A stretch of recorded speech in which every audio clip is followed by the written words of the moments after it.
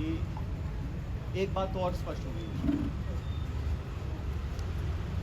सामान्य मुख्यमंत्री जी का भाषण परसों धौलपुर में हुआ और उस भाषण को सुनने के बाद मुझे ऐसा लगता है कि सामान्य मुख्यमंत्री जी की नेता आदरणीय श्रीमती सोनिया गांधी जी नहीं है, बल्कि उनकी नेता वसुंधरा राजे सिंधिया जी। उनकी नेता सोनिया गांधी जी नहीं है, बल्कि उनकी नेता वसुंधरा राजे सिंधिया जी। और एक तरफ ये कहा जा रहा है कि हमारी सरकार को गिराने का काम भाजपा कर रही थी, दूसरी तरफ कहा जाता है कि सरकार को बचाने का काम वसुंधरा जी कर रही थी। तो ये जो विरोधाभास है, इसको समझाना चाहिए। आप कहना क्या चाह रहे हैं, ये स्पष्ट कर देना चाहिए। आप सबको मालूम है, सरकार बनने के बाद मैं प्रदेश का उप मुख्यमंत्री था, प्रदेश अध्यक्ष था, और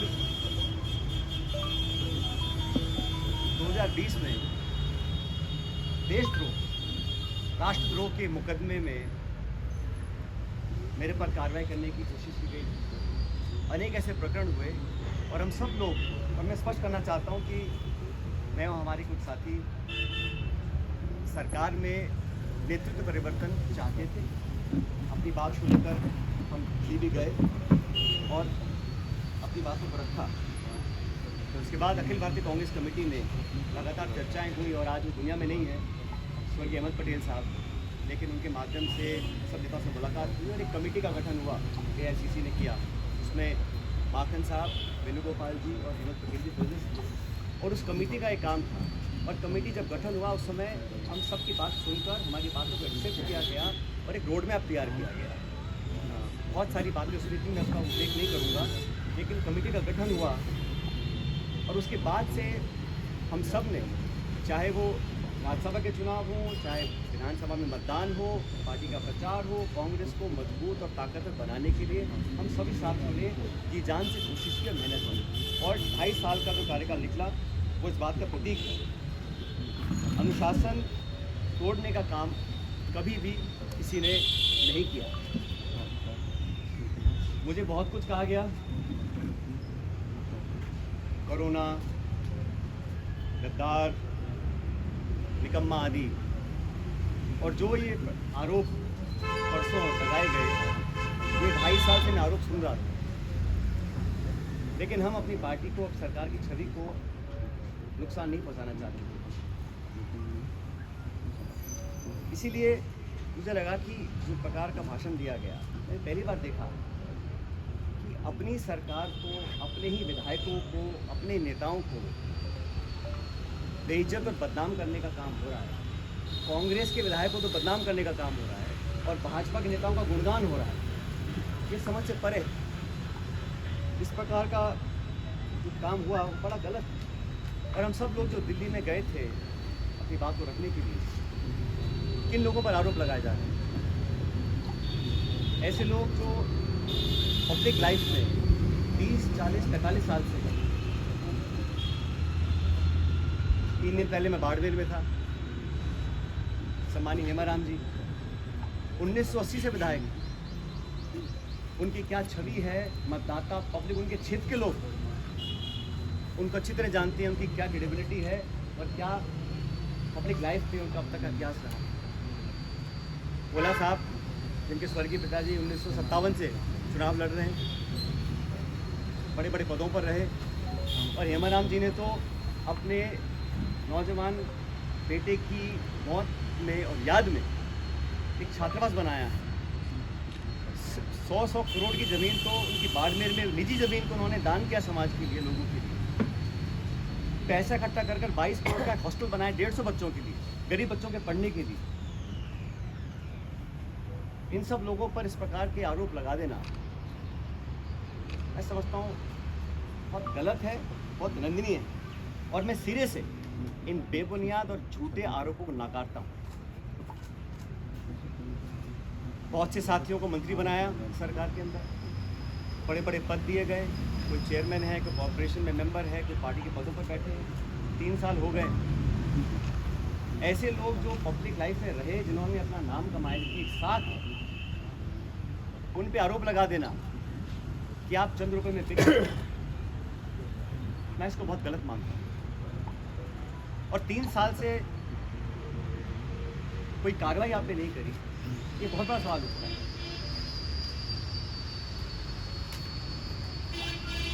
साथियों, हम दिल्ली में गए, अपनी बात को रखा और उसके बाद सारे तथ्यों को संज्ञान में लेने के बाद हमारी अध्यक्षा सोनिया गांधी जी ने 25 सितंबर को सम्मानीय माखन साहब और सम्मानीय खड़गे जी को जयपुर भेजा था। वो विधायकों की मीटिंग हो ही नहीं पाई। सोनिया गांधी हमारी पार्टी के अध्यक्ष थी उस समय। उनकी जो अवहेलना हुई, उनकी जो मानहानि हुई, उनकी जो बेइज्जती हुई, वो गद्दारी थी।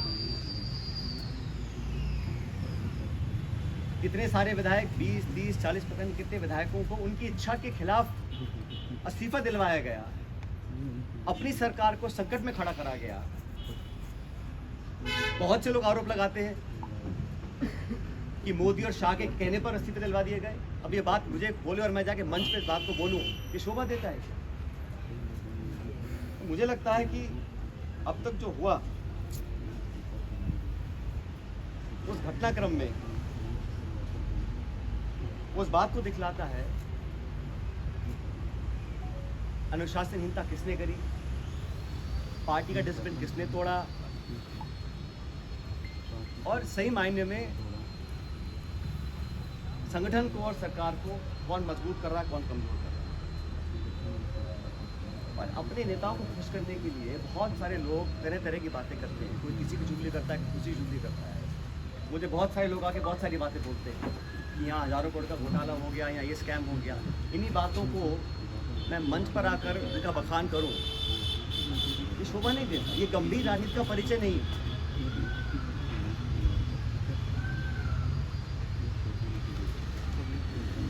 इसीलिए मैं, आप जानते हो, पिछले 1.5 साल से चिट्ठियाँ लिख रहा हूँ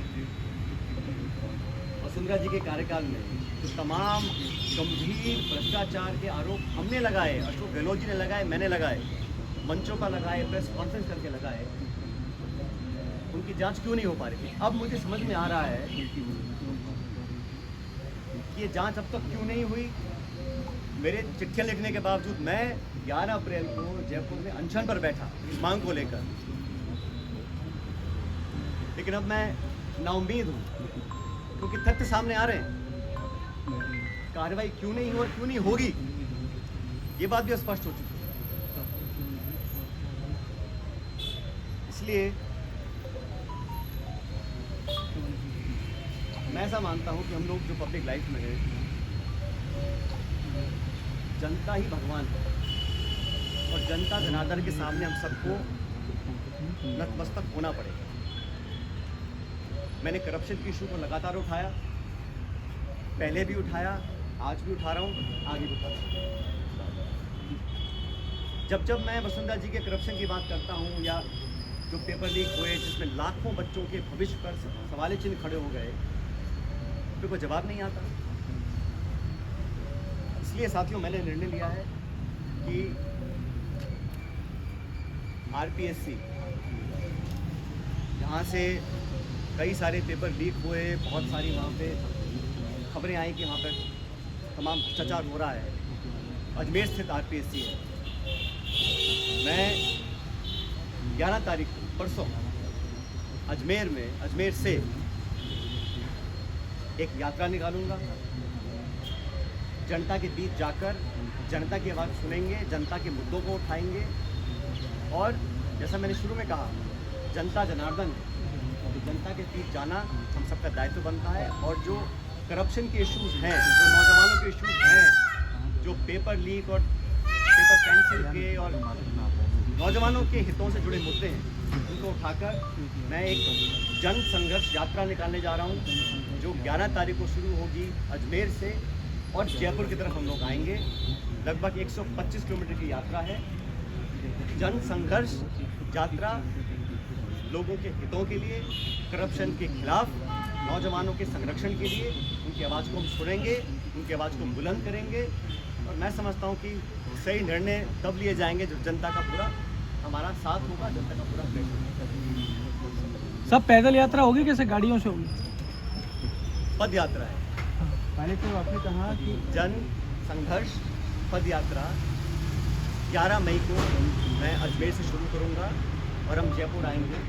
लगभग 5 दिन का समय इस यात्रा में लगेगा। जैसे मैंने कहा, ये यात्रा किसी के विरोध में ना होकर करप्शन के विरोध में है, नौजवानों के पक्ष में है। जो तमाम जनता में आज मुद्दे हैं, जो इश्यूज़ को लेकर हम राजनीति करते हैं, जिन इशू पर मैं हमेशा अपनी बात रखता आया हूँ, उनके बीच जाकर उनकी बात सुनकर उनकी आवाज़ बनने की हम लोग कोशिश करेंगे। और ये अभियान शुरू होगा 11 तारीख को। साहब कितने किलोमीटर चलेंगे दिन में? बड़े साहब, आगे पॉलिटिकल स्टैंड क्या रहेगा? क्योंकि सबसे बड़ी जो राजनीतिक उत्सुकता यही बनी हुई है कि आपका स्टैंड क्या रहेगा। पार्टी में रहकर संघर्ष करेंगे, कोई मोर्चा बनाएंगे? कुछ लोग ऐसे हैं जो चाहते हैं कि कांग्रेस कमज़ोर हो, कांग्रेस में फूट पड़े और जैसे मैंने कहा, बदनाम करने की, आरोप लगाने की, आलोचना करने की, चरित्र हनन करने की कहीं कोशिश अगर हो रही है तो उसको नाकाम करेंगे। हमारी पार्टी को जो लोग कमज़ोर करना भी चाहते हैं उनको हम होने नहीं देंगे। लेकिन पब्लिक इशूज़ पे जो मेरा स्टैंड पहले था वही स्टैंड आज भी है और आगे भी रहेगा। और जो करप्शन हुआ, जिसको हमने सैकड़ों बार पब्लिक में उसको एक्सेप्ट किया, उस पर 4.5 साल तक हम कोई कार्रवाई नहीं कर पा रहे हैं। मैं अब समझ रहा हूँ कि वो कार्रवाई हम क्यों नहीं कर पा रहे थे। तो कारण तो होगा। मैंने चिट्ठियाँ लिखी, अनशन किया, आवेदन किया, आग्रह किया, बार बार किया, जोड़ कर किया। अगर कार्रवाई नहीं हो रही थी तो अब मुझे समझ में आ रहा है कि वो कार्रवाई क्यों नहीं हो रही थी। लेकिन किसी भी नेता से बड़ी जनता होती है, तो जनता के समक्ष हम जाएंगे, इन बातों को रखेंगे। और जो लाखों लाख बच्चों के पेपर कैंसिल हुए, जिनके माँ बापों ने अपना पेट काट कर उनके ट्यूशन के पैसे दिए, उनको 2 साल मेहनत करवाई, जो कभी ओवरेज हो सकते हैं, जिनका भविष्य के आगे उनको पता नहीं वो क्या करेंगे, जो विश्वास और जो एक क्रेडिबिलिटी होती है, अगर वो सिस्टम से ख़त्म हो जाएगी तो फिर आने वाला समय बहुत मुश्किल होगा। इन तमाम बातों को लेकर मैं जनता के बीच में जाऊँगा और लगातार पैदल यात्रा करेंगे अजमेर से 11 तारीख से। सर, क्या समझ में आ रहा है? कार्रवाई क्यों नहीं हो रही है? क्यों नहीं हो रही है? क्या समझ में आया सर आपको? मैंने कहा ना, मैंने जो धौलपुर का भाषण सुना माननीय मुख्यमंत्री जी का, उसको सुनने के बाद अब मैं समझ गया हूँ कि वो कार्रवाई अब तक क्यों नहीं हुई और मेरे तमाम आग्रह करने के बाद भी क्यों नहीं हो रही। मैं समझ गया क्यों नहीं हो रही। क्या समझे सर?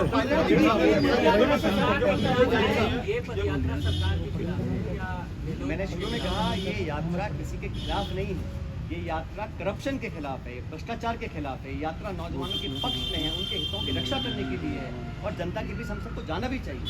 हम जनता के बीच जाएंगे नहीं और हम अपने ही विधायकों को, अपने ही मंत्रियों को, अपनी सरकार को बदनाम करते रहेंगे, बेइज्जत करते रहेंगे, तो हम जनता के बीच चुनाव लड़ने कैसे जाएंगे? 6 महीने पायलट साहब, आप यात्रा निकालेंगे, 125 किलोमीटर की पद यात्रा रहेगी, उसमें जो जन समर्थन मिलेगा उसके बाद आप निर्णय लेने की बात कह रहे हैं। कौन सा निर्णय लेने की बात कह रहे हैं सचिन जी? मैंने कहा है, हमें करप्शन के खिलाफ कदम उठाने हैं। अब तक हम वो संतोषजनक तरीके से नहीं कर पाए हैं, तो हम पब्लिक बीच में जाएंगे और जो हमने वादे पब्लिक में किए थे सरकार बनने से पहले, उन वादों को पूरा करवाएंगे। अभी 7 महीने बचे हैं चुनाव में। मुख्यमंत्री जी कह चुके हैं सर, सोनिया गांधी नहीं है तो फिर कौन है?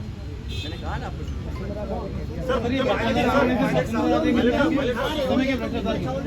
भ्रष्टाचार के जो मामले हैं पहले के कार्यकाल के हैं या इस कार्यकाल के भी रहेंगे?